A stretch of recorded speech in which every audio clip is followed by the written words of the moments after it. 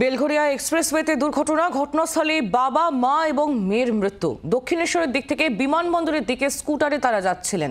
স্কুটারে পিছন থেকে ধাক্কা মারে একটি লরির চাকায় পিষ্ট হয়েই মৃত্যু হয় একই পরিবারের 3 জনের। বেলঘরিয়া এক্সপ্রেসওয়েতে ঘটেছে এই মর্মান্তিক দুর্ঘটনা, যেখানে ঘটনাস্থলেই বাবা, মা এবং মেয়ের মৃত্যু হয়েছে। দক্ষিণেশ্বরের দিক থেকে বিমানবন্দরের দিকে যাচ্ছিলেন তারা, স্কুটারে করে তারা যাচ্ছিলেন এবং সেই সময় স্কুটারের পিছন দিক থেকে একটি লরি তাদের ধাক্কা মারে এবং ঘটনাস্থলেই মা, বাবা এবং মেয়ে অর্থাৎ একই পরিবারের 3 জনের এই মর্মান্তিক মৃত্যু হয়েছে।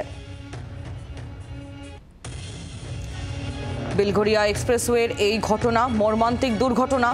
দক্ষিণেশ্বরের দিক থেকে বিমানবন্দরের দিকে স্কুটারে করে যাওয়ার সময় লরির ধাক্কায় মৃত্যু হলো একই পরিবারের 3 জনের মৃত্যু হয়েছে, বাবা, মা এবং মেয়ের। কথা বলবো সৌমেনের সঙ্গে। সৌমেন ভট্টাচার্য আমাদের প্রতিনিধি রয়েছেন আমাদের সঙ্গে টেলিফোন লাইনে। সৌমেন, এখনো পর্যন্ত কি খবর পাওয়া যাচ্ছে, কিভাবে ঘটলো এই দুর্ঘটনা এবং পুলিশ ঘাতক লরির চালক এবং যে রয়েছিলেন লরিতে আরো যারা, যে অর্থাৎ খালাসি, তার বিরুদ্ধে কোনো ব্যবস্থা নিয়েছে? দেখো, গতকাল সন্ধ্যা 7:30 নাগাদ একই পরিবারের 3 জন বিশরপাড়ার বাসিন্দা, 3 জনই কিন্তু বেলঘরিয়া এক্সপ্রেসওয়ে ধরে তারা বাড়ি ফিরছিলেন। সেই সময় হঠাৎই পিছন থেকে একটি লরি ধাক্কা মারে, তারা কিন্তু ছিটকে পড়ে যায় এবং লরির চাকায় পিষ্ট হয়ে তাদের ঘটনাস্থলেই মৃত্যু হয়। এবং এই ঘটনার পর লরির চালক এবং লরিকে আটক করেছে, লরির চালককে জিজ্ঞাসাবাদ করছে পুলিশ ইতিমধ্যেই।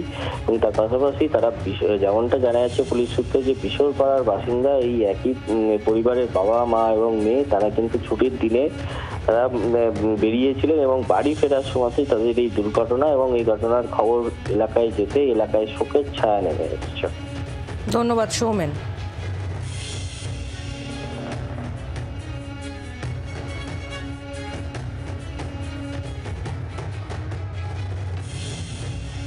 হাই রোড গুলোতে যেভাবে যাতায়াত করে মানুষ, সাধারণ মানুষের চলাফেরার অযোগ্য হয়ে গেছে।